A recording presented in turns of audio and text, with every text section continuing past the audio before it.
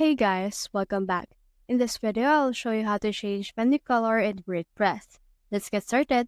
So as you can see, I have in here my header menu, which is this one, and I also have in here a sidebar menu that is actually this one. Now, I also have some few more things that I can choose from, which is a footer menu that I have right here at the bottom. So if you want to actually change the color for this particular menu, head over and click on this customize option that you can see right here.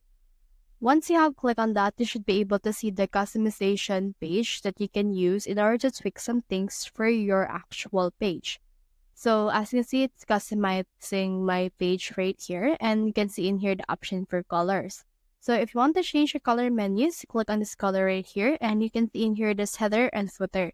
So on default, some menus are located on the header and footer, so you can head over and click on the select color right here in order to change the color for that.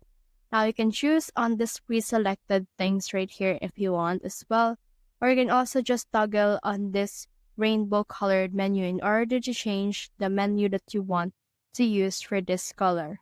So once you're done with that, click on the save changes and you should be good to go. So that's the whole process. If you have found this video helpful, simply leave a like, or subscribe because it helps reach more people.